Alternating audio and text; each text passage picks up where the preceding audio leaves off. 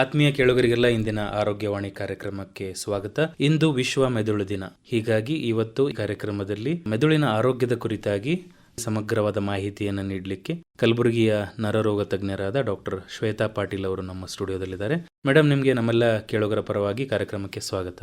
ಧನ್ಯವಾದಗಳು. ಇವತ್ತು ವಿಶ್ವ ಮೆದುಳು ದಿನಾಚರಣೆ ಅಂತ ಯಾವ ಕಾರಣಕ್ಕಾಗಿ ಆಚರಣೆ ಮಾಡ್ತೀವಿ? ಇದರದ್ದೇನಾದ್ರೂ ಘೋಷವಾಕ್ಯ ಅಂತ ಇದೆಯಾ?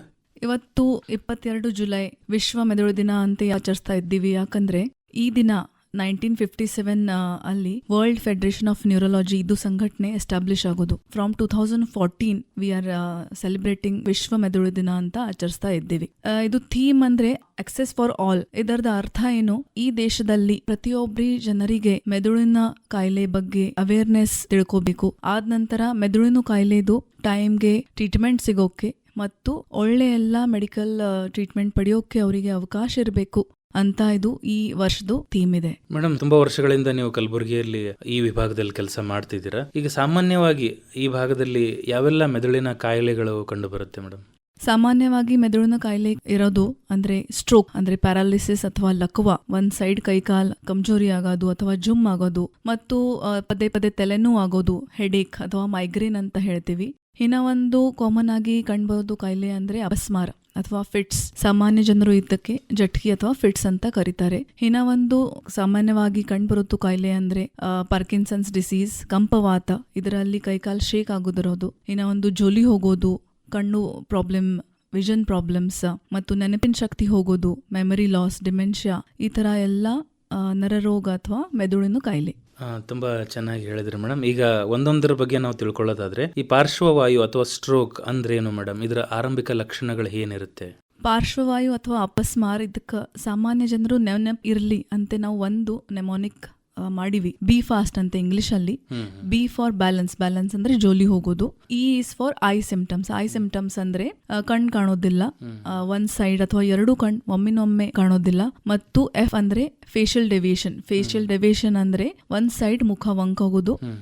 ಮತ್ತೆ ಬರೋದು ಎ ಅಂದ್ರೆ ಆರ್ಮ್ ವೀಕ್ನೆಸ್. ಆರ್ಮ್ ವೀಕ್ನೆಸ್ ಅಂದ್ರೆ ಒಂದು ಕೈ ಅಥವಾ ಒಂದ್ ಕಾಲ ಕಮ್ಜೋರಿ ಆಗೋದು ಒಮ್ಮಿನೊಮ್ಲೆ. ಮತ್ತು ಎಸ್ ಫಾರ್ ಸ್ಪೀಚ್. ಸ್ಪೀಚ್ ಅಂದ್ರೆ ಸ್ಪೀಚ್ ಡೆಫಿಕಲ್ಟಿ ಅಂದ್ರೆ ಪೇಷಂಟಿಗೆ ಮಾತಾಡೋದು ತೊಂದರೆ ಆಗುತ್ತೆ ಮತ್ತು ನಾವು ಏನ್ ಮಾತಾಡತೀವಿ ಅದು ಅವರಿಗೆ ತಿಳಿಯೋದಿಲ್ಲ. ಲಾಸ್ಟ್ ಬರೋದು ಟಿ ಇಸ್ ಫಾರ್ ಟೈಮ್. ಯಾಕೆ ಟೈಮ್ ಇಸ್ ಬ್ರೇನ್ ನಾವು ಹೇಳ್ತೀವಿ? ಯಾಕಂದ್ರೆ ಆಲ್ಮೋಸ್ಟ್ 1 ಮಿನಿಟ್ ಅಲ್ಲಿ ಆಲ್ಮೋಸ್ಟ್ 2 ಮಿಲಿಯನ್ಸ್ ನರದು ಜೀವಕೋಶಗಳು ಸತ್ ಹೋಗುತ್ತೆ. ಅದಕ್ಕೆ ನೀವು ಆದಷ್ಟು ಜಲ್ದಿ ನೀವು ಪೇಷಂಟಿಗೆ ಹಾಸ್ಪಿಟಲ್ ಅಲ್ಲಿ ಸೇರಿಸ್ತೀರಿ, ಟ್ರೀಟ್ಮೆಂಟ್ ಚಾಲೂ ಮಾಡ್ತೀರಿ, ಆದಷ್ಟು ಬೇಗ ಅವರು ಮೆದುಳಿನ ಸೇವ್ ಆಗುತ್ತೆ. ಅದಕ್ಕೆ ಟೈಮ್ ಇಸ್ ಬ್ರೇನ್. ಈ ತರ ಎಲ್ಲ ಸ್ಟ್ರೋಕ್ ಅಥವಾ ಅಪಸ್ಮಾರದ ಲಕ್ಷಣ ಕಂಡು ಬಂದ ತಕ್ಷಣ ಪೇಷಂಟಿಗೆ ಹಾಸ್ಪಿಟಲ್ ಅಲ್ಲಿ ಸೇರಿಸಬೇಕು. ಇವೆಲ್ಲ ಲಕ್ಷಣಗಳಂತ ಹೇಳಿದ್ರಿ ಮೇಡಮ್. ಈಗ ಈ ಲಕ್ಷಣಗಳು ಚಿಕ್ಕವರಲ್ಲಿ ಕಂಡು ಬರುತ್ತಾ ಅಥವಾ ವಯಸ್ಸಾದ್ಮೇಲೆ ಕಂಡು ಬರುತ್ತಾ? ಕಾರಣಗಳೇನು ಮೇಡಮ್? ಈ ಸ್ಟ್ರೋಕಿಗೆ ಕಾರಣ ಏನು? ಸ್ಟ್ರೋಕ್ ಯಾರಿಗಾದ್ರೂ ಇರಬಹುದು. ಚಿಕ್ಕ ವಯಸ್ಸಲ್ಲಿ ಕೂಡ ಬಹಳಷ್ಟು ಮಕ್ಕಳಿಗೆ ಸ್ಟ್ರೋಕ್ ಆಗಿದ್ದು ನೋಡ್ತೀವಿ. ಚಿಕ್ಕ ವಯಸ್ಸಲ್ಲಿ ಸ್ಟ್ರೋಕ್ ಆಗೋದು ಕಾರಣ ಅಂದ್ರೆ ಮೋಸ್ಟ್ ಕಾಮನ್ಲಿ ಇನ್ಫೆಕ್ಷನ್ ಅಥವಾ ಯಾವುದು ಹೆರಿಡೇಟರಿ ಜೀವಕೋಶಗಳದ್ದು ಪ್ರಾಬ್ಲಮ್ ಇರಬಹುದು. ಮತ್ತು ವಯಸ್ಸಾದವರಿಗೆ ಸ್ಟ್ರೋಕ್ ಆಗೋದು ಮುಖ್ಯ ಕಾರಣ ಅಂದ್ರೆ ಮೆದುಳಿನ ರಕ್ತನಾಳದಲ್ಲಿ ರಕ್ತ ಹೆಪ್ಪುಗಟ್ಟಿ ರಕ್ತ ಸಂಚಾಲನೆ ಕರೆಕ್ಟ್ ಆಗುದಿಲ್ಲ, ಅಥವಾ ರಕ್ತನಾಳ ಒಡ್ಕೊಂಡು ರಕ್ತ ತುಂಬಾ ಮೆದುಳಿನಲ್ಲಿ ಸೋರುತ್ತೆ. ಅದರದಿಂದ ಹೆಮರೇಜಿಕ್ ಸ್ಟ್ರೋಕ್ ಅಂತ ಆಗುತ್ತೆ. ಸ್ಟ್ರೋಕ್ ಆಗೋದು ಮುಖ್ಯ ಕಾರಣ ಅಂದ್ರೆ ಹೈ BP ಮತ್ತು ಅನ್ಕಂಟ್ರೋಲ್ಡ್ ಶುಗರ್, ಡಯಾಬಿಟೀಸ್. ಯಾರಿಗಾದ್ರೂ ಜಾಸ್ತಿ ಕೊಲೆಸ್ಟ್ರಾಲ್ ಇರುತ್ತೆ ಅವ್ರಿಗೂ ಸ್ಟ್ರೋಕ್ ಆಗೋದು ಕಾರಣ. ಮತ್ತು ಇದು ಲೈಫ್ ಸ್ಟೈಲ್ ಚೇಂಜಸ್ ಅಂದ್ರೆ ಎಕ್ಸಸೈಸ್ ಮಾಡಲ್ಲ ಅಥವಾ ಚಟಗಳು ಇರ್ತವೆ, ಆಲ್ಕೋಹಾಲ್ ಇರಲಿ, ಸ್ಮೋಕಿಂಗ್ ಇರಲಿ, ಟೊಬ್ಯಾಕೋ ಇರಲಿ, ಅವು ಎಲ್ಲ ಚಟಗಳದಿಂದ ಮೆದುಳಿನ ರಕ್ತನಾಳ ಕಮ್ಜೋರಾಗಿ ಮೆದುಳಿಗೆ ಸ್ಟ್ರೋಕ್ ಆಗೋದು ಚಾನ್ಸಸ್ ಇರುತ್ತೆ. ಈಗ ಒಂದ್ ಸರ್ತಿ ಸ್ಟ್ರೋಕ್ ಆದ್ರೆ ಟ್ರೀಟ್ಮೆಂಟ್ ನಂತರ ಎಲ್ಲ ಪೂರ್ತಿಯಾಗಿ ಗುಣಮುಖ ಆಗುತ್ತೆ ಮೇಡಮ್? ತುಂಬಾ ಒಳ್ಳೆ ಕ್ವೆಶನ್ ಕೇಳಿರಿ ನೀವು. ಯಾಕಂದ್ರೆ ಇದರ ಬಗ್ಗೆ ಬಹಳಷ್ಟು ಜನರಿಗೆ ತಿಳುವಳಿಕೆ ಇಲ್ಲ. ಸ್ಟ್ರೋಕ್ ಆದ ತಕ್ಷಣ ಡಿಸ್ಕಸ್ ಮಾಡಿವಿ ಸ್ಟ್ರೋಕ್ದು ಲಕ್ಷಣಗಳು, ಅದು ನೆನಪಿಟ್ಕೊಂಡು ಯಾರಿಗಾದ್ರೂ ಪೇಷಂಟಿಗೆ ಸ್ಟ್ರೋಕ್ ಲಕ್ಷಣ ಕಂಡು ಬರ್ತಾವೆ ಅವ್ರಿಗೆ ನೀವು 4.5 ತಾಸು ಒಳಗಡೆ ಸ್ಟ್ರೋಕ್ ಕೇರ್ ಹಾಸ್ಪಿಟಲ್ ಅಥವಾ ನ್ಯೂರಾಲಜಿ ಸ್ಪೆಷಾಲಿಟಿ ಹಾಸ್ಪಿಟಲ್ ಅಲ್ಲಿ ಸೇರಿಸಿದ್ರೆ ಆಸ್ ಅ ನ್ಯೂರಾಲಜಿಸ್ಟ್ ನಾವು ಅದರದ್ದು ಟ್ರೀಟ್ಮೆಂಟ್ ಚಾಲೂ ಮಾಡಬಹುದು. ಯಾಕಂದ್ರೆ this is a golden period. ಯಾಕೆ ಗೋಲ್ಡನ್ ಪೀರಿಯಡ್ ಅಂತ ಹೇಳ್ತೀವಿ? ಯಾಕಂದ್ರೆ ಒಂದು ಇಂಜೆಕ್ಷನ್ ಮಾಡ್ತೀವಿ ರಕ್ತ ಹೆಪ್ಪುಗಟ್ಟಿದ್ದು ಕರಗಸಲು, ಅದಕ್ಕೆ ನಾವು IV ಥ್ರೊಂಬೋಲಿಸಿಸ್ ಅಂತ ಹೇಳ್ತೀವಿ. ಆ ಇಂಜೆಕ್ಷನ್ 4.5 ತಾಸು ಒಳಗಡೆ ಕೊಡ್ಬೇಕು. 4.5 ತಾಸು ಆಗಾನ ಆ ಇಂಜೆಕ್ಷನ್ ಕೊಡಕ್ಕಾಗಲ್ಲ. ಮತ್ತು ಆ ಇಂಜೆಕ್ಷನ್ದಿಂದು ಸ್ಟ್ರೋಕ್ದು ಲಕ್ಷಣ ಪೂರ್ತಿ ನಾರ್ಮಲ್, ಸ್ಟ್ರೋಕ್ದು ಪೇಷಂಟ್ ಪೂರ್ತಿ ಮೊದ್ಲಿನ ಹಂಗ ನಾರ್ಮಲ್ ಕೂಡ ಆಗಬಹುದು. ಅದಕ್ಕೆ ಈ ತುಂಬಾ ಇಂಪಾರ್ಟೆಂಟ್ ಇದೆ ಪೇಷಂಟಿಗೆ ಲಕ್ಷಣ ನೋಡಿ ಆದಷ್ಟು ಜಲ್ದಿ ಹಾಸ್ಪಿಟಲ್ ಸೇರಿಸಬೇಕು. ಸಪೋಸ್ ಪೇಷಂಟ್ ಆದಷ್ಟು ಜಲ್ದಿ ಹಾಸ್ಪಿಟಲ್ ಬಂದೇ ಇಲ್ಲ, ಆದ ನಂತರ ನಾವು ಕೊಡೋದು ಮೆಡಿಸಿನ್ಸ್, ಸ್ಟ್ರೋಕ್ದು ರಿಹ್ಯಾಬಿಲಿಟೇಷನ್ ಅಂದ್ರೆ ಲಘುವಾಗಿರೋದು, ಪೇಷಂಟಿಗೆ ಒಂದು ಕೈ ಕಾಲ್ ಕಮ್ಜೋರ್ ಆಗಿರೋದು ಅವರಿಗೆ ಫಿಸಿಯೋಥೆರಪಿ ಎಕ್ಸಸೈಸಸ್ ನಾವು ಹೇಳ್ತೀವಿ. ಒಂದು ತರ ಪೂರ್ತಿ ರಿಹ್ಯಾಬಿಲಿಟೇಷನ್ ನಾವು ಕೊಡ್ತೀವಿ. ಯಾಕಂದ್ರೆ ಸ್ಟ್ರೋಕ್ ಆಗಿ ಬರೇ ಪೇಷಂಟ್ ಅಷ್ಟೇ ಇಲ್ಲ, ಒಂದೇ ನಿಮಿಷಲ್ಲಿ ನಾಟ್ ಓನ್ಲಿ ಪೇಷಂಟ್, ಇಡೀ ಫ್ಯಾಮಿಲಿದು ಜೀವನ ಚೇಂಜ್ ಆಗುತ್ತೆ. ಪೇಷಂಟ್ನು ಬಹಳಷ್ಟು ಮಾನಸಿಕ ತರ ಲಕ್ಷಣನೂ ಬರಬಹುದು. ಯಾಕಂದ್ರೆ ನಾವು ಒಬ್ಬರ ಮ್ಯಾಗ ಡಿಪೆಂಡೆಂಟ್ ಆಗಿನಿ, ಈಗ ನಾವು ಏನೂ ಕೆಲಸ ಮಾಡೋಕೆ ಆಗಲ್ಲ, ಆ ತರ ವಿಚಾರಗಳು ಬರ್ತಾವೆ. ಅದರದಿಂದ ಬಹಳಷ್ಟು ಜನರು ಡಿಪ್ರೆಷನ್ ಇರಲಿ, ಎಂಗ್ಸೈಟಿ ಮತ್ತು ನಿದ್ರೆ ಬರೋದಿಲ್ಲ, ಆ ಥರ ಮಾನಸಿಕ ಲಕ್ಷಣನೂ ನಾವು ನೋಡ್ತೀವಿ. ಅದಷ್ಟು ಎಲ್ಲ ನಾವು ಪರಿಪೂರ್ಣವಾಗಿ ನಾವು ಪೇಷಂಟ್ದು ಟ್ರೀಟ್ಮೆಂಟ್ ಮಾಡ್ತೀವಿ. ಗೋಲ್ಡನ್ ಅವರಲ್ಲಿ ಆಸ್ಪತ್ರೆಗೆ ರೀಚ್ ಆದರೆ ತುಂಬ ಅನುಕೂಲತೆಗಳಿದೆ ಅಂತ ಹೇಳ್ತಿದ್ದೀರಿ ಮೇಡಮ್. ಇವಾಗ ನೆಕ್ಸ್ಟು ಸ್ಟ್ರೋಕ್ ನಂತರ ಮೈಗ್ರೇನ್ ಬಗ್ಗೆ ಮಾತಾಡೋದಾದರೆ, ಮೈಗ್ರೇನ್ ಅಂದ್ರೆ ಏನು ಮೇಡಮ್? ಮತ್ತು ಸಾಮಾನ್ಯ ತಲೆನೋವಿಗೂ ಮೈಗ್ರೇನ್ಗೂ ಏನು ವ್ಯತ್ಯಾಸ? ಬಹಳಷ್ಟು ಜನರು ಸಾಮಾನ್ಯ ತಲೆನೋವಿಗೆ ಕೂಡ ಮೈಗ್ರೇನ್ ಅಂತ ತಿಳ್ಕೊತಾರೆ. ಅದು ತಪ್ಪು. ಎಲ್ಲಾ ತಲೆನೋವು ಮೈಗ್ರೇನ್ ಅಂತ ಇರಲ್ಲ. ಮೈಗ್ರೇನ್ ಅಂದ್ರೆ ಒಂದು ಸೈಡ್ ತಲೆನೋವು ಆಗಿರೋದು, ಒಂದು ಕಣ್ಣು ಇರ್ಲಿ, ಒಂದು ಸೈಡ್ ತಲೆನೋವು ಇರೋದು, ಮತ್ತು ಅದರ ಜೊತೆ ಪೇಷಂಟಿಗೆ ವಾಮಿಟಿಂಗ್ ಬಂದಂಗ ಆಗುತ್ತೆ, ಉಲ್ಟಿ ಬಂದಂಗ ಆಗುತ್ತೆ, ಮತ್ತು ಲೈಟ್ ನೋಡೋಕೆ ಆಗೋದಿಲ್ಲ, ಸೌಂಡ್ ಕೇಳೋಕೆ ಆಗೋದಿಲ್ಲ, ಬಹಳಷ್ಟು ಇರಿಟೇಷನ್ ಆಗುತ್ತೆ. ಆ ತರ ಪೇಷಂಟಿಗೆ ನಾವು ಪ್ರೊಫೈಲಾಕ್ಸಿಸ್ ಅಂದ್ರೆ ಪ್ರಿವೆಂಟಿವ್ ಟ್ರೀಟ್ಮೆಂಟ್ ಅಂತ ಕೊಡ್ತೀವಿ. ಮೈಗ್ರೇನ್ ಬರಬಾರ್ದು, ಆ ತರ ತಲೆನೋವು ಬರಬಾರ್ದು. ಟ್ರೀಟ್ಮೆಂಟ್ ಮೆಡಿಸಿನ್ಸ್ ತಗೊಂಡ್ರು ಕೂಡ ಅವರಿಗೆ ಬಹಳಷ್ಟು ಜೀವನ ಶೈಲಿ ಬದಲಾವಣೆ ಮಾಡಿಸ್ಬೇಕಾಗುತ್ತೆ. ಅಂದ್ರೆ ಒಂದೇ ಸೈಡ್ ತಲೆನೋವು ಅಂತ ಹೇಳಿದ್ರಿ, ಅದು ಯಾವ ಸೈಡ್ ಬರಬಹುದು? ರೈಟ್? ಕೆಲವೊಂದು ಪೇಷಂಟಿಗೆ ಆಲ್ಟರ್ನೇಟ್ ರೈಟ್ ಲೆಫ್ಟ್ ಬರಬಹುದು, ಯಾವ ಸೈಡ್ ಬರಬಹುದು. ಅದೇ ನೀವು ಜೀವನ ಶೈಲಿ ಬದಲಾವಣೆ ಬಗ್ಗೆ. ಜೀವನ ಶೈಲಿ ಬದಲಾವಣೆ ಅಂದ್ರೆ ಒಂದು ರೂಟೀನ್ ಇರಬೇಕು, ಊಟದ ವೇಳೆ ಕರೆಕ್ಟ್ ಪಾಲನಾ ಮಾಡಬೇಕು, ಸ್ವಲ್ಪ ಎಕ್ಸಸೈಸ್ ಇರಬೇಕು, ಮೆಡಿಟೇಷನ್ ಇರಲಿ, ತುಂಬಾ ನೀರ್ ಅಡಿಕ್ವೇಟ್ ಹೈಡ್ರೇಷನ್, ನೀರ್ ಕುಡಿಬೇಕು, ತುಂಬಾ ಬಿಸಿಲಲ್ಲಿ ಜಾಸ್ತಿ ಹೋಗೋದಿಲ್ಲ, ಬಿಸಿಲಲ್ಲಿ ಹೋದ್ರೆ ಇನ್ನರಿ ತಲೆ ಮ್ಯಾಗ ಇನ್ನರಿ ಸುತ್ತಬೇಕು, ಆ ತರ ಎಲ್ಲ ನಾವು ಪ್ರಿವೆಂಟಿವ್ ಮೇಜರ್ಸ್ ಅಂತ ಹೇಳ್ತೀವಿ. ಈಗ ನಾವು ತುಂಬಾ ಜನರಲ್ಲಿ ನೋಡ್ತಾ ಇರ್ತೀವಿ, ಮೈಗ್ರೇನ್ ಇರುತ್ತೆ ಅಂದ್ರೆ ಒಂದೇ ಕಡೆ ತಲೆನೋವು ಇರುತ್ತೆ, ಅದು ಗ್ರಾಜುವಲ್ ಆಗಿ ಕಮ್ಮಿ ಆಗುತ್ತೆ, ಮತ್ತೆ ಅವ್ರು ನಾರ್ಮಲ್ ಆಗಿ ಇರ್ತಾರೆ. ಅವರು ಹಾಸ್ಪಿಟಲ್ ವಿಸಿಟ್ ಮಾಡೋ ಸಂದರ್ಭ ಏನಾದ್ರು ಇರುತ್ತೆ ಅಂದ್ರೆ ಈ ತರ ಸಿಚುವೇಶನ್ ಅಲ್ಲಿ ತಲೆನೋವು ಬರುತ್ತೆ, ಒಂದೇ ಸೈಡ್ ಇರುತ್ತೆ, ನಾರ್ಮಲ್ ಆಗುತ್ತೆ, ಮತ್ತೆ ಅವ್ರು ನಾರ್ಮಲ್ ಲೈಫ್ ಲೀಡ್ ಮಾಡುತ್ತೆ, ಮತ್ತೆ ಸ್ವಲ್ಪ ದಿವಸದ ನಂತರ ಹಾಗೆ ಆಗುತ್ತೆ. ಕೆಲವೊಬ್ಬರಿಗೆ ಈಗ ನಾವು ನಾರ್ಮಲ್ ಅಂತ ಹೇಳ್ತೀವಿ ತಲೆನೋವು, ಖರೆ ಆ ಜನರಿಗೆ ಗೊತ್ತು ಅವ್ರದ್ದು ತಲೆನೋವು ಎಷ್ಟು ಸಿವಿಯರ್ ಆಗಿ ಇರುತ್ತೆ. ಯಾಕಂದ್ರೆ ನಮ್ದು ಎದ್ರಿಂದ ಏನು ಕಾಣಲ್ಲ, ಎದ್ರಿಂದ ಪೂರ್ತಿ ಪೇಷಂಟ್ ನಾರ್ಮಲ್ ಆಗಿ ಕಾಣುತ್ತೆ. ಖರೆ ಪೇಷಂಟಿಗೆ ಜಾಸ್ತಿ ತಲೆನೋವು ಆದ್ರೆ ಅವ್ರಿಗೆ ಏನು ಕೆಲಸ ಮಾಡೋಕೆ ಆಗಲ್ಲ, ಮತ್ತು ಏನು ಯಾರ ಜೊತೆ ಮಾತಾಡಕ್ಕೂ ಅವರಿಗೆ ಆಗೋದಿಲ್ಲ. ಮತ್ತು ತಲೆನೋವು ಬಂದಾಗ ಒಂದ್ ಸರ್ತಿ ಕೆಲವೊಂದು ಪೇಷಂಟಿಗೆ 3 ದಿನ 4 ದಿನ ಇರುತ್ತೆ. 3 ದಿನ 4 ದಿನ ಅವ್ರು ಏನು ಊಟ ಮಾಡೋಕೆ ಆಗೋದಿಲ್ಲ, ಹೊರಗೆ ಬೀಳಕ್ಕೆ ಆಗೋದಿಲ್ಲ. ಆ ತರ this is a very severe kind of migraine, severe migraine attack. ಅದಕ್ಕೆ ನಾವು ಮೈಗ್ರೇನ್ದು ಟ್ರೀಟ್ಮೆಂಟ್ನು ಕರೆಕ್ಟಾಗಿ ಮಾಡಬೇಕು. ಈಗ ಆಗ್ಲೇ ತಾವು ಮರೆವಿನ ಕಾಯಿಲೆ ಬಗ್ಗೆ ಕೂಡ ಉಲ್ಲೇಖ ಮಾಡಿದ್ರಿ. ಈಗ ಸಾಮಾನ್ಯವಾಗಿ ಮನುಷ್ಯರಿಗೆ ಮರೆವು ಅನ್ನೋದು ಇದ್ದೇ ಇರುತ್ತೆ, ಇದು ಕಾಯಿಲೆ ಅಂತ ಸ್ವರೂಪ ಪಡೆಯೋದು ಯಾವಾಗ? ಇದನ್ನು ತುಂಬಾ ಚೆನ್ನಾಗಿ ಕ್ವಶನ್ ಕೇಳಿರಿ ನೀವು. ಯಾಕಂದ್ರೆ ಇತ್ತೀಚೆಗೆ ನಾವು ನೋಡ್ತೀವಿ ಯಂಗ್ ಜನರೇಷನ್ ಇನ್ 30s 40s ಅವರು ಕೂಡ ನಾವು ನೆನಪಿನ ಶಕ್ತಿ ಕಡಿಮೆ ಆಗಿದೆ, ಐ ಆಮ್ ಫರ್ಗೆಟಿಂಗ್ ಥಿಂಗ್ಸ್. ಅವರು ದಿನನಿತ್ಯ ಏನು ಸಾಮಾನು ಎಲ್ಲಿಡ್ತಾರೆ, ಚಾಬಿ ಇರ್ಲಿ, ಮೊಬೈಲ್ ಇರ್ಲಿ, ಚಶ್ಮಾ ಇರ್ಲಿ, ನಮ್ಗೆ ನೆನಪಾಗೋದಿಲ್ಲ. ಆ ತರ ಲಕ್ಷಣ ತಗೊಂಡು ನಮ್ ಕಡೆ ಬರ್ತಾರೆ. ಹೇಳೋದು ಕಾರಣ ಅಂದ್ರೆ ಬ್ರೈನ್ ಫಾಗ್, ಅಂದ್ರೆ ಒಮ್ಮಿನೊಮ್ಮೆ ಬ್ರೈನ್ ಕನ್ಫ್ಯೂಸ್ ಆಗ್ತದೆ, ಮತ್ತು proper dementia, that is a memory loss, ಇದು ಒಂದು ತರ ಕಾಯಿಲೆ. ಬ್ರೈನ್ ಫಾಗ್ ಇದು ಒಂದು ಕಾಯಿಲೆ ಇಲ್ಲ, ಖರೆ ಅದು ಒಂದು ಲಕ್ಷಣ. ಆ ಲಕ್ಷಣ ಯಂಗ್ ಪೇಷಂಟ್ ಅವರಿಗೂ ಕಂಡು ಬರುತ್ತೆ. ಯಾರು ಜಾಸ್ತಿ ಮೊಬೈಲ್ ನೋಡ್ತಾರೆ, ಕಂಟಿನ್ಯೂಸ್ ಸ್ಕ್ರೀನ್ ಸ್ಕ್ರೋಲಿಂಗ್ ಇರುತ್ತೆ, ಮತ್ತು ನಿದ್ರೆ ಆಗೋದಿಲ್ಲ, ರಾತ್ರಿ ಕೂಡ ಅವ್ರಿಗೆ ಕಂಟಿನ್ಯೂಸ್ ಮೊಬೈಲ್ ನೋಡೋದು, ಟಿವಿ ನೋಡೋದು, ಅದರದಿಂದ ನಿದ್ರೆ ಕರೆಕ್ಟ್ ಆಗೋದಿಲ್ಲ, ಮತ್ತು ವರ್ಕ್ ಅಲ್ಲಿ ಸ್ಟ್ರೆಸ್ ಇರುತ್ತೆ, ಬಹಳಷ್ಟು ತುಂಬಾ ಮಾನಸಿಕ ಒತ್ತಡ ಇರುತ್ತೆ, ಡಿಪ್ರೆಷನ್ ಆಗಿ ಯಾರು ಇರ್ತಾರೆ ಅವ್ರಿಗೆ ಕೂಡ ಈ ತರ ಲಕ್ಷಣ ಕಂಡು ಬರ್ಬಹುದು. ಈ ತರ ಪೇಷಂಟು ನರರೋಗ ತಜ್ಞ ಅವ್ರ ಕಡೆ ಹೋಗಿ ವಿ ಕ್ಯಾನ್ ಡಿಫರೆನ್ಶಿಯೇಟ್ ಯಾವುದು ಬೆನ್ನೈನ್ ಅಂದ್ರೆ ಯಾವುದು ಕಾಯಿಲೆ ಡಿಮೆನ್ಷಿಯಾ ಮತ್ತು ಯಾವುದು ಕಾಯಿಲೆ ಬಿಕಾಸ್ ಆಫ್ ದ ಡಿಪ್ರೆಷನ್ ಅಥವಾ because of the any stress R any vitamin B12 deficiency. ಈಗ ಬಹಳಷ್ಟು ಜನ ನಾವು ನೋಡ್ತೀವಿ ವಿಟಮಿನ್ B12 ಕಡಿಮೆ ಇರೋದ್ರಿಂದನು ಮೆಮರಿ ಲಾಸ್ ಅಥವಾ ಈ ತರ ಲಕ್ಷಣ ಕಂಡು ಬರಬಹುದು. ಆ ತರ ಪೇಷಂಟಿಗೆ the memory loss is reversible, ಅಂದ್ರೆ ನಾವು ಕಂಪ್ಲೀಟ್ ಆಗಿ ಕ್ಯೂರ್ ಮಾಡಬಹುದು ಅವರಿಗೆ ವಿತ್ ದ ಪ್ರಾಪರ್ ಟ್ರೀಟ್ಮೆಂಟ್. ಖರೆ ಯಾರಿಗಾದ್ರೂ ಇದು ಡಿಜನರೇಟಿವ್ ಡಿಮೆನ್ಷಿಯಾ ಅಥವಾ ಅಲ್ಝೈಮರ್ಸ್ ಡಿಮೆನ್ಷಿಯಾ ಅಂತ ಹೇಳ್ತೀವಿ, ಅವರಿಗೆ ನಾವು ಕಂಪ್ಲೀಟ್ ಆಗಿ ಕ್ಯೂರ್ ಮಾಡಕ್ಕೆ ಆಗೋದಿಲ್ಲ. ಖರೆ ವಿತ್ ಪ್ರಾಪರ್ ಟ್ರೀಟ್ಮೆಂಟ್ ಅವ್ರದ್ದು ಕ್ವಾಲಿಟಿ ಆಫ್ ಲೈಫ್ ಸರಿಯಾಗಿರುತ್ತೆ. ಮತ್ತು ಪೇಷಂಟ್ ಅಷ್ಟೇ ಇಲ್ಲ, ಅವ್ರದ್ದು ಕೇರ್ ಟೇಕರ್ ಯಾರು ಇರ್ತಾರೆ ಅವ್ರು ಕೂಡ ನಾವು ಕೌನ್ಸಿಲಿಂಗ್ ಮಾಡಬೇಕು. ಅವ್ರ ಫ್ಯಾಮಿಲಿ ಕೂಡ ನಾವು ಕರೆಕ್ಟ್ ಆಗಿ ಕೇರ್ ತಗೋಬೇಕು.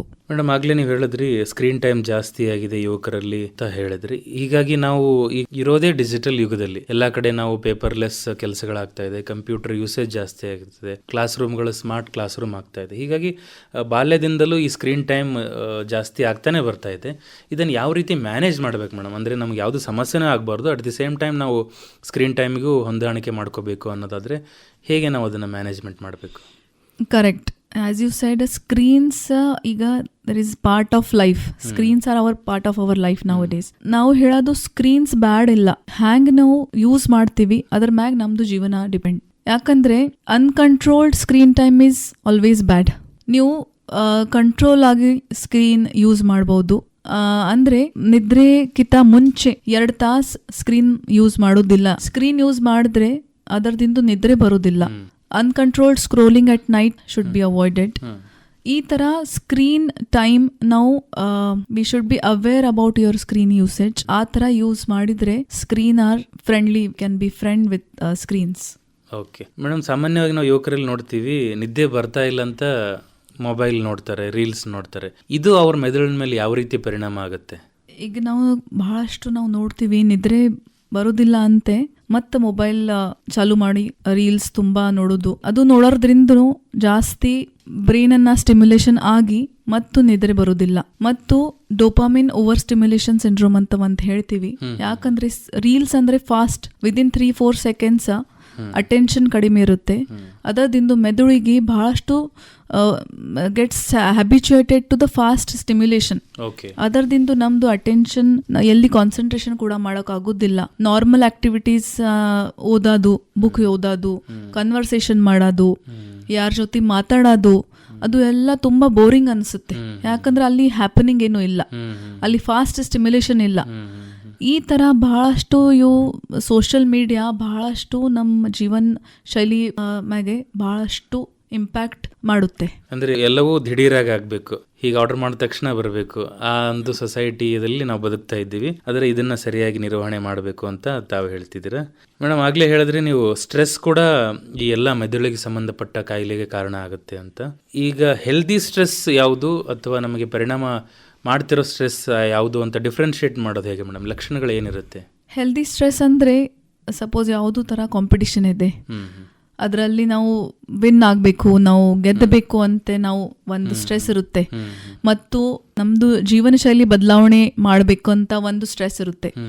ಅಂದ್ರೆ if we are having the bad lifestyle, no exercise, ಯಾವುದು ಕೂಡ ವ್ಯಾಯಾಮ ಇಲ್ಲ ಮತ್ತು ಯಾವುದು ಆಹಾರವನ್ನು ನಾವು ಸರಿಯಾಗಿ ತಗೊಳ್ಳೋದಿಲ್ಲ ಅಂದ್ರೆ ಆ ತರ ಒಂದು ಜೀವನ ಶೈಲಿ ಬದಲಾವಣೆ ಮಾಡ್ಬೇಕಂತ ಒಂದು ಸ್ಟ್ರೆಸ್ ಇರುತ್ತೆ. ಅದು ಹೆಲ್ದಿ ಸ್ಟ್ರೆಸ್. ಯಾಕಂದ್ರೆ ಆ ಸ್ಟ್ರೆಸ್ ಲಿಂತು ನಾವು ಒಂದು ಹೆಲ್ದಿ ಅಂಡ್ ನಾರ್ಮಲ್ ಲೈಫ್ ನಾವು ಬದುಕಬಹುದು. ಸ್ಟ್ರೆಸ್ಫುಲ್ ಸ್ಟ್ರೆಸ್ ಅಥವಾ ಬ್ಯಾಡ್ ಸ್ಟ್ರೆಸ್ ಅಂದ್ರೆ ಬ್ಯಾರೆ, ಈಗ ನಾವು ಮೊಬೈಲ್ ನೋಡಿ ಅಥವಾ ಬ್ಯಾರೆ ಅವ್ರದ್ದು ಸೋಷಿಯಲ್ ಲೈಫ್ ನೋಡಿ ನಾವು ಕಂಪೇರ್ ಮಾಡಕ್ ಚಾಲು ಮಾಡ್ತೀವಿ. ಅವ್ರದ್ದು ಈ ತರ ಇದೆ, ನಮ್ದು ಇಲ್ಲ, ಆ ತರ ಒಂದು ಕಾಂಪಿಟಿಷನ್ ಒಂಥರ. ಆ ತರ ಸ್ಟ್ರೆಸ್ ಇದ್ರೆ ಅದು ಬ್ಯಾಡ್ ಸ್ಟ್ರೆಸ್. ಬಹಳಷ್ಟು ಅಡಿಕ್ಷನ್ಸ್ ತುಂಬಾ ನಾವು ನೋಡ್ತೀವಿ. ಸಣ್ಣ ವಯಸ್ಸಲ್ಲಿ ಬಹಳಷ್ಟು ಯುವಕರು ಚಟಗಳು ಮಾಡ್ತಾರೆ. ಯಾಕೆ ಮಾಡ್ತಾರೆ? ಯಾಕಂದ್ರೆ ಅವರಿಗೆ ಹೊರಗಿಂದು ಸ್ಟಿಮ್ಯುಲೇಷನ್ ಸಿಗುತ್ತೆ. ಎಲ್ಲಿಂದ ಸಿಗುತ್ತೆ? This is all social media ಇರಲಿ, ಯಾವುದು ತರ ಈಗ ಪೂರ್ತಿ ಜೀವನಮಾನಿ ಚೇಂಜ್ ಆಗಿದೆ. ಅದರದಿಂದ ಈ ತರ ಸ್ಟ್ರೆಸ್, ಚಟಗಳು ಮಾಡೋದು ಅಥವಾ ಎಕ್ಸರ್ಸೈಸ್ ಮಾಡೋದಿಲ್ಲ, ಆ ತರ ಅಂದ್ರೆ bad stress. And all this stress will lead to dangerous diseases. ಮೆದುಳಿನ ಕಾಯಿಲೆ ಅಂದ್ರೆ ಸ್ಟ್ರೋಕ್ ಇರಲಿ ಮತ್ತು ನೆನಪಿನ ಶಕ್ತಿ ಹೋಗೋದಿರ್ಲಿ, ಆ ತರ ಕಾಯಿಲೆಗಳು ಕಂಡು ಬರ್ತವೆ. ಇನ್ನೊಂದು ಪ್ರಮುಖವಾದ ವಿಷಯ ಮೇಡಮ್, ಈ ಚಿಕ್ಕ ಮಕ್ಕಳು ಅಂದ್ರೆ ತುಂಬಾ ಚಿಕ್ಕವರು, ಇನ್ನು ಅವ್ರಿಗೆ ನಡಿಲಿಕ್ಕೆ ಬರ್ತಿರಲ್ಲ, ಅವಾಗ ಅವರು ಕೆಳಗಡೆ ಬಿದ್ದು ಅಥವಾ ಮಂಚದ ಮೇಲಿಂದ ಬಿದ್ದು ಸೋಫಾ ಮೇಲಿಂದ ಬಿದ್ದು ತಲೆಗೆ ಪೆಟ್ ಮಾಡ್ಕೋತಾರೆ. ಪೇರೆಂಟ್ಸ್ಗೆ ಇದು ಅವರು ಅಷ್ಟು ಸೀರಿಯಸ್ ಆಗಿ ತಗೊಳ್ಳಲ್ಲ. ಅದನ್ನ ಯಾವಾಗ ಇದನ್ನ ಸೀರಿಯಸ್ ಆಗಿ ತಗೋಬೇಕು ಮೇಡಮ್? ಅಂದ್ರೆ ಏನ್ ಲಕ್ಷಣ ಕಂಡು ಬಂದ್ರೆ ಆ ಮಕ್ಕಳನ್ನ ಇಮಿಡಿಯೇಟ್ ಹಾಸ್ಪಿಟಲ್ ಕರ್ಕೊಂಡು ಬರಬೇಕು? ಹೌದು, ಈಗ ಸಪೋಸ್ ಬಹಳ ತುಂಬಾ ಹೈಟ್ಲಿಂತೂ ಮಕ್ಕಳು ತೆಳಗ್ ಬಿದ್ರೆ ಮತ್ತು ಸಡನ್ ಆಗಿ ಅನ್ಕಾನ್ಶಿಯಸ್ ಬೇಹೋಶ್ ಆಗಿದ್ರೆ, ಅಥವಾ ಮಕ್ಕಳು ಉಲ್ಟಿ ಮಾಡ್ತಾ ಇದ್ರೆ, ವಾಮಿಟಿಂಗ್ ಮಾಡ್ತಾ ಇದ್ರೆ, ಅಥವಾ ಒಂದ್ ಸೈಡ್ ಕೈ ಕಾಲು ಕಮ್ಜೋರ್ ಆದ್ರೆ, ಕಣ್ ಬಂದಿಲ್ಲ, ಆ ತರ ಏನು ಲಕ್ಷಣಗಳು ಕಂಡು ಬಂದ್ರೆ, ಅಥವಾ ಫಿಟ್ಸ್ ಆಗಿದ್ರೆ, ಆ ತರ ಲಕ್ಷಣ ಬಂದ್ರೆ ಅವರಿಗೆ ತಕ್ಷಣ ಹಾಸ್ಪಿಟಲ್ ಅಲ್ಲಿ ಸೇರಿಸಬೇಕು. ಓಕೆ, ಈಗ ಫಿಟ್ಸ್ ಬಗ್ಗೆ ಡಿಟೇಲ್ ಆಗಿ ಹೇಳೋದಾದ್ರೆ, ಫಿಟ್ಸ್ ಅಂದ್ರೆ ಏನು ಮೇಡಮ್? ಇದರ ಲಕ್ಷಣಗಳೇನು? ಇದು ಯಾರಿಗೆ ಬರಬಹುದು? ಯಾವ ಕಾರಣಕ್ಕಾಗಿ ಬರುತ್ತೆ? ಫಿಟ್ಸ್ ಅಥವಾ ಅಪಸ್ಮಾರ್ ಅಥವಾ ಜಟ್ಕಿ ಅಂತ ಹೇಳ್ತಾರೆ ಜನರು ಇಲ್ಲಿ. ಫಿಟ್ಸ್ ಅಂದ್ರೆ ಸಾಮಾನ್ಯವಾಗಿ ಜನರಿಗೆ ತಿಳೋದು ಫಿಟ್ಸ್ ಬಗ್ಗೆ ಅಂದ್ರೆ ಕೈಕಾಲ ನಡ್ಸೋದು, ಅಥವಾ ಒಂದು ತರ ಬಾಯಿ ವಂಕ್ ಆಗೋದು, ಕಣ್ಣು ಬೆಳಗ್ ಮಾಡೋದು, ನಾಲ್ಗಿ ಕಚ್ಕೊಳ್ಳೋದು, ಮುಖದಿಂದ ಬುರುಗ್ ಬರೋದು, ಆ ತರ ಸಾಮಾನ್ಯವಾಗಿ ಜನರಿಗೆ ತಿಳಿದಿರೋದು ಲಕ್ಷಣಗಳು. ಖರೆ ಫಿಟ್ಸ್ ಅಲ್ಲಿ ಬಹಳಷ್ಟು ಟೈಪ್ಸ್ ಇರ್ತಾವೆ. ಕೆಲವೊಂದ್ಸರಿ ಸಣ್ಣ ಮಕ್ಕಳು ಸುಮ್ನೆ ಒಂದೇ ಕಡೆ ನೋಡ್ತಾರೆ, ಅಥವಾ ಸ್ಕೂಲಲ್ಲಿ ಕ್ಲಾಸಲ್ಲಿ ಅವ್ರದ್ದು ಲಕ್ಷ್ಯ ಇರುದಿಲ್ಲ, ಆ ತರಾನು ಫಿಟ್ಸ್ ಇರಬಹುದು. ಅದು ಕೂಡ ಫಿಟ್ಸ್. ಮತ್ತು ಒಮ್ಮೆ ತೆಳಗಡೆ ಬಿದ್ಬಿಡ್ತಾರೆ ಮಕ್ಕಳು ಅಥವಾ ಯಾರಾದ್ರೂ, ಆ ತರಾನು ಫಿಟ್ಸ್. ಒಮ್ಮೆ ಬೇಹೋಶ್ ಆಗೋದು, ಆ ತರ ಫಿಟ್ಸ್. ಮತ್ತು ಒಮ್ಮಿನೊಮ್ಮಲೆ ಒಂದು ತರ ಅಬ್ನಾರ್ಮಲ್ ತುಟಿದು ಮೂಮೆಂಟ್ಸ್ ಇರಲಿ, ಕೈದು ಮೂಮೆಂಟ್ಸ್ ಇರಲಿ, ಆ ತರ ಅಬ್ನಾರ್ಮಲ್ ಮೂಮೆಂಟ್ ಮಾಡ್ತಾ ಇರೋದನ್ನು ಕೂಡ ಫಿಟ್ಸ್, ಒಂಥರ ಫಿಟ್ಸ್ದು ಲಕ್ಷಣಗಳು. ಈ ಎಲ್ಲ ಲಕ್ಷಣಗಳು ಸಾಮಾನ್ಯ ಜನರಿಗೆ ಆದಷ್ಟು ಜಲ್ದಿ ಅವರಿಗೆ ತಿಳುವಳಿಕೆ ಇರೋದಿಲ್ಲ. ಅವರು ಏನ್ ತಿಳ್ಕೊತಾರೆ, ಇದು ದೇವ್ರು ಇರ್ಬಹುದು, ಇದು ಒಂದು ದೋಷ ಇರಬಹುದು, ಅಥವಾ ಯಾರಿಗಾದ್ರೂ ಸಣ್ಣ ಮಕ್ಕಳಿಗೆ ಸುಟ್ತಾರೆ ಅವರು, ನಾ ನೋಡಿನಿ. ಅದರ ಬಗ್ಗೆ ನಾವು ಬಹಳಷ್ಟು ಜನರಿಗೆ ತಿಳುವಳಿಕೆ ಪಡಿಸೋದು ನಾವು ತುಂಬಾ ಪ್ರಯತ್ನ ಮಾಡ್ತೀವಿ. ಖರೆ ಇನ್ನ ಬಹಳಷ್ಟು ಹಳ್ಳಿ ಊರ್ದಾಗೆ ಇನ್ನ ತನಕ ಜನರಿಗೆ ಅವೇರ್ನೆಸ್ ಇಲ್ಲ, ತಿಳುವಳಿಕೆ ಇಲ್ಲ ಇದರ ಬಗ್ಗೆ. ಇದೆಲ್ಲದಕ್ಕೂ ಕಾರಣ ಏನ್ ಮೇಡಮ್? ಈ ತರ ಲಕ್ಷಣಗಳು ಕಂಡು ಬರ್ಲಿಕ್ಕೆ ಕಾರಣಗಳೇನು? ಏನಾದ್ರು ಜೆನೆಟಿಕ್ಸ್ ಕಾರಣನಾ? ಫಿಟ್ಸ್ ಬಹಳಷ್ಟು ಕಾರಣ ಇರಬಹುದು. ಸಾಮಾನ್ಯವಾಗಿ ಇರೋದು ಕಾರಣ ಅಂದ್ರೆ ಯಾವುದು ಇನ್ಫೆಕ್ಷನ್ ಆಗಿರಲಿ, ಅಥವಾ ಮೆದುಳಲ್ಲಿ ಯಾವುದು ಒಂದ್ ಗಂಟ್ ಬ್ರೈನ್ ಟ್ಯೂಮರ್ ಇರಲಿ, ಅಥವಾ ಮೊದ್ಲಿಂದು ಲಕ್ವ ಆಗಿರೋದು ಪೇಷಂಟಿಗೆ ಮುಂದು ಫಿಟ್ಸ್ ಬರಬಹುದು. ಮತ್ತು ಮೆದುಳಿದಾಗ ಏನೂ ಪ್ರಾಬ್ಲಮ್ ಇರಲಿಲ್ಲ ಕೂಡ ಫಿಟ್ಸ್ ಇರಬಹುದು. ಅದಕ್ಕೆ ನಾವು ಇಡಿಯೋಪಥಿಕ್ ಎಪಿಲೆಪ್ಸಿ ಅಂತ ಹೇಳ್ತೀವಿ. ಜೆನೆಟಿಕ್ ಕಾರಣನೂ ಇರ್ತವೆ, ಫ್ಯಾಮಿಲಿ ಅಲ್ಲಿ ಹೆರಿಡಿಟರಿನೂ ಫಿಟ್ಸ್ದು ಕಾರಣ ಇರ್ತವೆ. ಆ ಥರ ಎಲ್ಲ ಫಿಟ್ಸ್ದು ನಾವು ಕರೆಕ್ಟ್ ಡಯಾಗ್ನೋಸಿಸ್ ಮಾಡಿ ಅರ್ಲಿ ಟ್ರೀಟ್ಮೆಂಟ್ ಮಾಡಬಹುದು. ಈಗ ಯಾರಿಗಾದ್ರೂ ಫಿಟ್ಸ್ ಬಂದಾಗ ಅಲ್ಲಿ ಸುತ್ತಮುತ್ತ ಇರೋರು ಇಮಿಡಿಯೇಟ್ ಆಗಿ ಏನ್ ಮಾಡ್ಬೇಕು ಮೇಡಮ್? ಇದರ ಬಗ್ಗೆ ಸಾಮಾನ್ಯ ಜನರಿಗೆ ಬಹಳಷ್ಟು ತಪ್ಪು ತಿಳುವಳಿಕೆ ಇದ್ದಾವೆ. ಒಂದು ತರ ಸಪೋಸ್ ಪೇಷಂಟ್ ಯಾರಿಗಾದ್ರೂ ಫಿಟ್ಸ್ ಕಂಡು ಬಂದ ತಕ್ಷಣ ಪೇಷಂಟಿಗೆ ಒಂದ್ ಸೈಡ್ ಮನ್ಗಿಸ್ಬೇಕು, ಮತ್ತು ಅವ್ರ ತಲೆ ಕೆಳಗೆ ಒಂದು ಏನಾರ ಸಾಫ್ಟ್ ಪಿಲ್ಲೋ ಇರ್ಲಿ ಅಥವಾ ಸಾಫ್ಟ್ ಬಟ್ಟಿ ಇಡಬೇಕು. ಅವ್ರ ಮುಖದಲ್ಲಿ ಏನು ಚಮಚ ಇರ್ಲಿ ಅಥವಾ ಯಾವುದು ಕೀ ಇರ್ಲಿ, ಅವು ಏನು ಹಾಕೊಳ್ಳೋದಿಲ್ಲ. ಕೈಯಲ್ಲಿ ಕೀ ಕೊಡೋದಿಲ್ಲ, that is a myth. So ಅದರಲ್ಲಿ ಏನೂ ಆಗೋದಿಲ್ಲ. ಅವ್ರ ಮುಖದಲ್ಲಿ ಏನು ಹಾಕೊಳ್ಳೋದಿಲ್ಲ, ಯಾಕಂದ್ರೆ ಚೋಕ್ ಆಗೋದು ಚಾನ್ಸಸ್ ಇರುತ್ತೆ. ಅದಕ್ಕೆ ಒಂದ್ ಸೈಡ್ ಮುಖ ಮಾಡಬೇಕು, ತಲೆ ಕೆಳಗೆ ಏನಾರ ಸಾಫ್ಟ್ ಪಿಲ್ಲೋ ಹಾಕಬೇಕು. ಮತ್ತು ಇಫ್ ದ ಜಟ್ಕಿ 5 ನಿಮಿಷಕ್ಕಿಂತ ಹೆಚ್ಚು ಆಲಕತ್ತವಂದ್ರೆ ಇಮಿಡಿಯೇಟ್ ಆಗಿ ಆಂಬ್ಯುಲೆನ್ಸ್ ಕಾಲ್ ಮಾಡಿ ಹಾಸ್ಪಿಟಲ್ ಅಲ್ಲಿ ಸೇರಿಸಬೇಕು. ಇದಕ್ಕೆ ಟ್ರೀಟ್ಮೆಂಟ್ ಇದೆಯಾ ಮೇಡಮ್? ಸಂಪೂರ್ಣವಾಗಿ ಗುಣಮುಖ ಆಗ್ಬಹುದಾ? ಫಿಟ್ಸ್ ಅಲ್ಲಿ ಸಂಪೂರ್ಣವಾಗಿ ಟ್ರೀಟ್ಮೆಂಟ್ ಇದೆ. ಮತ್ತು ಪೇಷಂಟ್ ನಾವು ಏನ್ ಮೆಡಿಸಿನ್ಸ್ ಕೊಡ್ತೀವಿ, ಪೇಷಂಟ್ ಆ ಮೆಡಿಸಿನ್ಸ್ ತಪ್ಪಲಾರ್ದೆ ತಗೋಬೇಕು. ಯಾವ್ದೋ ಆದ್ರೂ ಇರ್ಲಿ, ಹಬ್ಬ ಇರ್ಲಿ, ಯಾವ್ದೋ ಫಾಸ್ಟಿಂಗ್ ಇರ್ತಾರೆ ಪೇಷಂಟ್ಸ್, ಆದ್ರೂ ಕೂಡ ರೆಗ್ಯುಲರ್ ಆಗಿ ಮೆಡಿಸಿನ್ಸ್ ತಗೋಬೇಕು. ಈಗ ಫಿಟ್ಸ್ ಇರೋರು, ಹಿಸ್ಟ್ರಿ ಇರೋರು ಡ್ರೈವ್ ಮಾಡಬಾರ್ದು ಅಂತ ಸಜೆಷನ್ ಕೊಡ್ತಾರೆ. ಇದ್ರ ಬಗ್ಗೆ ತಮ್ಮ ಅಭಿಪ್ರಾಯ ಏನು? ಡ್ರೈವ್ ಮಾಡಬಾರ್ದಂತ ನಾವು ಹೇಳ್ತೀವಿ. ಯಾಕಂದ್ರೆ ಡ್ರೈವ್ ಮಾಡ್ತಾ ಫಿಟ್ಸ್ ಬಂದಂದ್ರೆ ಪೇಷಂಟ್ದು ಬೇರೆ ಅವ್ರದೇನು ರಿಸ್ಕ್ ಸಮಸ್ಯೆ ಆಗುತ್ತೆ, ಮತ್ತೆ ಪೇಷಂಟ್ ಜೀವಕ್ಕೂ ಹಾನಿ ಆಗುತ್ತೆ. ಅದರದಿಂದ ನಾವು ಫಿಟ್ಸ್ ಪೀರಿಯಡ್ ಕಂಟ್ರೋಲ್ ಆಗೋ ತನಕ ನಾವು ಡ್ರೈವ್ ಮಾಡಬಾರ್ದು ಅಂತ ಹೇಳ್ತೀವಿ. ಅಥವಾ ಸ್ವಿಮ್ಮಿಂಗ್ ಈಸಾಡಬಾರ್ದು, ಅಥವಾ ಹೈಟ್ ಅಲ್ಲಿ ಎಲ್ಲಿ ಹೋಗಬಾರ್ದು ಅಂತ ನಾವು ಸಜೆಷನ್ ಕೊಡ್ತೀವಿ. ಈಗ ಒಳ್ಳೆಯ ಮೆದುಳಿನ ಆರೋಗ್ಯವನ್ನು ಕಾಪಾಡ್ಕೋಬೇಕಾದ್ರೆ ಯಾವ ರೀತಿ ಆಹಾರ ಶೈಲಿಯನ್ನು ನಾವು ಫಾಲೋ ಮಾಡ್ಬೇಕು ಮೇಡಮ್? ಆಹಾರ ಶೈಲಿ ಅಂದ್ರೆ ಫಸ್ಟ್ ಆಫ್ ಆಲ್ ಇವೆಲ್ಲ ಚಟಗಳು ಬಿಡಬೇಕು. ಆಲ್ಕೋಹಾಲ್ ಇರಲಿ, ಟೊಬ್ಯಾಕೋ, ಬೇರೆ ಬೇರೆ ಡ್ರಗ್ಸ್, ಅವೆಲ್ಲ ಚಟಗಳು ಬಿಡಬೇಕು. ಮತ್ತು ದಿನನಿತ್ಯ ಒಂದು ಅಟ್ಲೀಸ್ಟ್ 30 ಮಿನಿಟ್ಸ್ ವಾಕಿಂಗ್ ಅಥವಾ ವೇಟ್ ಟ್ರೈನಿಂಗ್ ಎಕ್ಸಸೈಸಸ್ ಮಾಡಬೇಕು.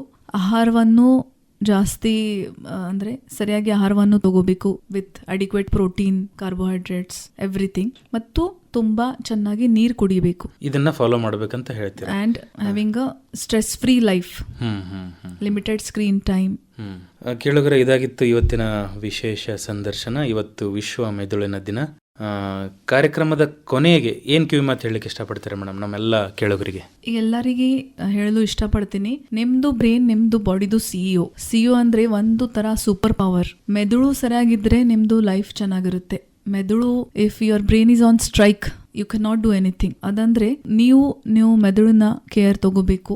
ಮೆದುಳಿನ ಆರೋಗ್ಯ ಸರಿಯಾಗಿರ್ಲಿ ಅಂತ ನೀವು ಪ್ರಯತ್ನ ಮಾಡಬೇಕು. ಮತ್ತು ಮೆದುಳಿನ ಕಾಯಿಲೆ ನಾವು ಏನು ಹೇಳಿವಿ, ಸ್ಟ್ರೋಕ್ ಇರ್ಲಿ, ಅಪಸ್ಮಾರ, ಆ ತರ ಲಕ್ಷಣ ಕಂಡು ಬಂದ ತಕ್ಷಣ ಮೆದುಳಿನ ಸ್ಪೆಷಲಿಸ್ಟ್, ನರರೋಗ ತಜ್ಞರಿಗೆ ಕನ್ಸಲ್ಟ್ ಮಾಡಿ ಒಳ್ಳೆಯದು ಎಲ್ಲ ಟ್ರೀಟ್ಮೆಂಟ್ ತಗೋಬೇಕು. ತುಂಬ ಧನ್ಯವಾದಗಳು ಮೇಡಮ್. ಈಗಾಗಲೇ ಮೇಡಮ್ ಹೇಳಿದ ಹಾಗೆ ನಮ್ಮ ಜೀವನದ ನಿಯಂತ್ರಣ ಕೇಂದ್ರ ಅಂದರೆ ಅದು ಮೆದುಳು. ಅದರ ಆರೋಗ್ಯವನ್ನು ಕಾಪಾಡಿಕೊಳ್ಳೋದು ಪ್ರತಿಯೊಬ್ಬ ನಾಗರಿಕನ ಜವಾಬ್ದಾರಿ. ಹೀಗಾಗಿ ಏನೇ ಸಮಸ್ಯೆಗಳು ಕಂಡು ಬಂದರೂ ತಕ್ಷಣ ತಜ್ಞ ವೈದ್ಯರನ್ನು ಭೇಟಿ ಮಾಡಿ. ನಮ್ಮೆಲ್ಲ ಕೇಳುಗರ ಪರವಾಗಿ ನಿಮಗೆ ಧನ್ಯವಾದಗಳು ಮೇಡಮ್. ಧನ್ಯವಾದಗಳು.